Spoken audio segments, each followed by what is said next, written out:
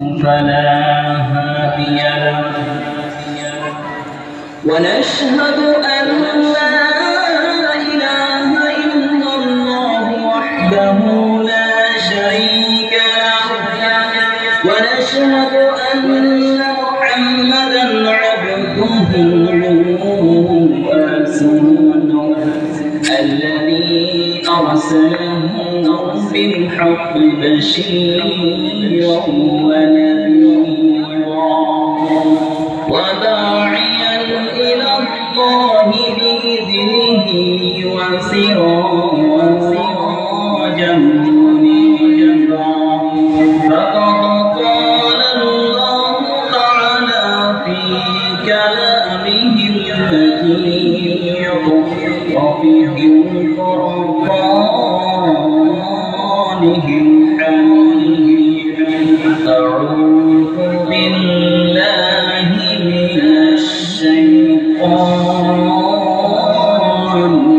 الرجيم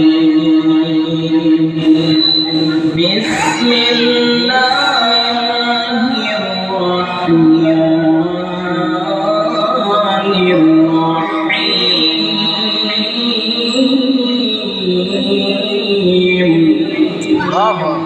تبت يدا أبي لهب وتب ما أغنى عنه ماله وما كسب صدق الله العظيم يا أيها الذين آمنوا صلوا عليه وسلموا تسليما اللهم صل على سيدنا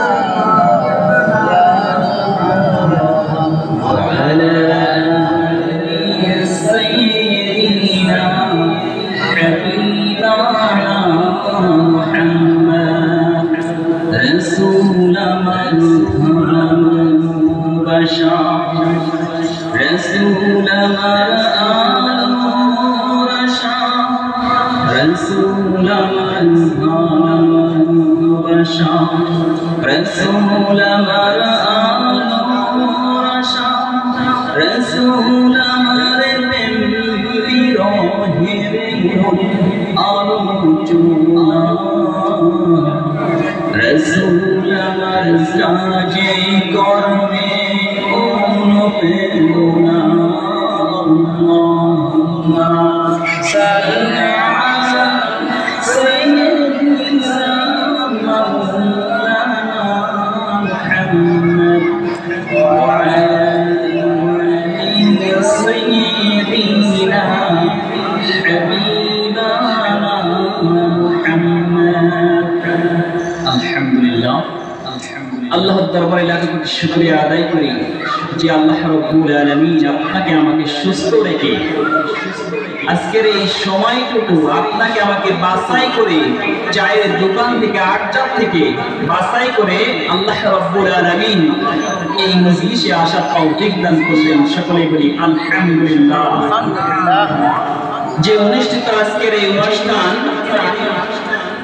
আমাদের জামে মুহাম্মদুর রাসূলুল্লাহ তাআলা আদর্শিত আজকে সেই নবীর প্রতি দ্রুত সালাম প্রেরণ করে সকলে বলি সাল্লাল্লাহু আলাইহি ওয়াসাল্লাম। আল্লাহ রাব্বুল আলামিন রাসূল করিম সাল্লাল্লাহু আলাইহি ওয়াসাল্লাম বলেছেন লাইন শাকারতুম ওয়া লা ইয়াজিদান্নাকুম, যদি আমার নিয়ামতকে কেউ জানার পরে শোনার পরে পাওয়ার পরে শুকরিয়া আদায় না করে আমি তার কাছে নিয়ামতকে ছিনাই নিই। আর যদি কোনো মানুষ একটা জিনিস পায় বা এত সুন্দর মজলিসে বসার তৌফিক আল্লাহ তাআলা দেশে এই জন্য শুকরিয়া আদায় করা হয়, আল্লাহ তাআলা খুশি হয়ে শুকরিয়া নিয়ামতকে আমাদের উপর বাড়িয়ে দেয়।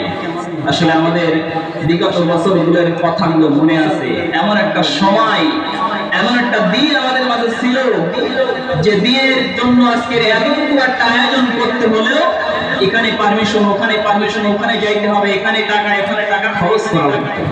তারপরেও পারমিশন পাইতাম না। আল্লাহ তাআলার অশেষ রহমত, যেহেতু আল্লাহ রাব্বুল আলামিন সিগন্যাল দিতেই থাকে দিতে দিতে যে কোন সময় শেষ হয়ে যায়, খপ করে ধরে ফেলবে আপনাকে আমাকে। এজন্য আমি অন্য সাইডে একটু কথা বলেছি, আজকে অন্যভাবে একটু তেলাওয়াত করেছি। কারণ হলো আজকের যে অনুষ্ঠান, এই অনুষ্ঠানে সকলেই কথা বলবেন, সকলেই আমরা জানবো এবং সকলেই আমরা জানি যে নবীর আদর্শ কি। নবীর আদর্শ হলো ভালো কাজ। তার আদর্শিত যে কাজগুলো আমরা সকলেই জানি কিন্তু মানি না। আসলে একটা মুসলমানকে আপনি বলেন যে আপনার স্রষ্টাকে, আপনার নবীকে আপনি কার অনুসরণ করবেন, ঠিকই বলে, কিন্তু মানার সময় মানি না। আলহামদুলিল্লাহ রাব্বিল আলামিন, সমস্ত প্রশংসা আল্লাহ তাআলার জন্য। মানছি ঠিকই নামাজে, মসজিদ থেকে বাইর হয়ে আমরা এমন একটা নেতার প্রতি স্লোগান দেই যে নেতা সহ কিয়ামতের ময়দানে আপনাকে আমাকে দাঁড় করানো হবে। যে নেতা নামাজই পড়ে না, যে নেতা সিগারেট কিনে ফেলে দেয়, সে নেতা নেতৃত্ব দিতে পারে না কখনো সমাজে। আপনি এমন একজন নেতার পেছনে যান যে নেতা আপনাকে কোরআনের দিকে ডাকে। যেহেতু এই কোরআনের আনুষঙ্গিক কিছু কথা বলছি, এজন্য সময় যেহেতু কম, আসলে এজন্য দুইটা আয়াত মাত্র তেলাওয়াত করেছি। দুইটা আয়াতের বাইরে তেলাওয়াত করলে এর তাফসীরের শেষ করা সম্ভব না। বর্তমান যেমন এই মাইকে কথা বলছে আল্লাহ রাসূল কারীম সাল্লাল্লাহু আলাইহি ওয়াসাল্লাম গোপনে যখন ইসলামের দাওয়াত শেষ করে দিলেন, জিবরাইলের মাধ্যমে আল্লাহ তাআলার পক্ষ থেকে জানানো হলো, হে আমার নবী, তুমি এবার ইসলামের প্রকাশ্যে দাওয়াত দিয়ে দাও। ওই সময় মিডিয়া ছিল, ওই সময় ফেসবুক, ইন্টারনেট, মাইক ছিল, ছাপা মারোয়া একটা পাহাড়। ওই সময় যদি কোনো মানুষ বিপদে পড়তো, কোনো মানুষকে যদি একত্রিত করে ডাকতে হতো, ছাপা মারোয়ার উপরে লাল কাপড়, লাল একটা কাপড় বেঁধে উড়িয়ে দেওয়া হতো। সকল মক্কাবাসী মনে করতো আমাদেরকে ডাকা হয়েছে, আমাদের কি জন্য কোনো একটা ব্যবস্থা আছে। এখন যেমন আমরা মাইকে কথা বলি অথবা ফেসবুক, ইন্টারনেটের মাধ্যমে সমস্ত কথা কিন্তু ছড়িয়ে যায়।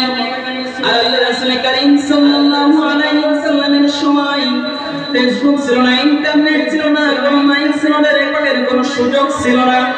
এজন্য ওই সময় একটা সিস্টেম ছিল যে ছাপা মারোয়ার উপরে উঠে লাঠি লাগায় অথবা কোনো কিছুর উপরে লাল কাপড় বেঁধে উড়িয়ে দেওয়া।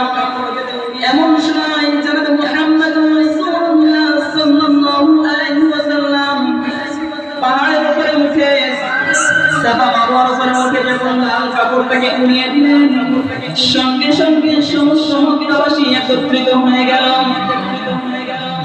এবং যখন জনাব মুহাম্মদুর রাসূলুল্লাহ সাল্লাল্লাহু আলাইহি ওয়াসাল্লাম বললেন, আমি তোমাদেরকে বলতে চাই, একদল মানুষ উত্তরে বসে আছে তোমাদেরকে আক্রমণ করার জন্য। এই আক্রমণ থেকে তোমরা কে কে বাঁচতে চাও, তুমি হাত তুলে দেখাও। সকলের হাত সেদিন উঠে গেল। আল্লাহ নবী এবার বললেন, এমনই তখন অনুযায়ী আমি দেখতে পাচ্ছি এমন একজন ফেরেশতা বসে আছে, তোমাদেরকে জাহান্নামের আগুনের দিকে নিক্ষেপ করে ফেলে দেবে। আল্লাহ রাসূল কারীম সাল্লাল্লাহু আলাইহি ওয়াসাল্লাম বললেন, আমি দেখতে পাচ্ছি একদম ফেরেশতা উঠে বসে আছে, তোমার জাহান্নামের দিকে জোর করে ঠেলে নিয়ে যাবে। এই জাহান্নাম থেকে যদি তুমি বাঁচতে চাও, এখনই পড়ে নাও লা ইলাহা ইল্লাল্লাহু মুহাম্মাদুর রাসূলুল্লাহ সাল্লাল্লাহু আলাইহি ওয়াসাল্লাম। এই কথা যখনই বললেন, আবু লাহাব সঙ্গে সঙ্গে খেপে গেল।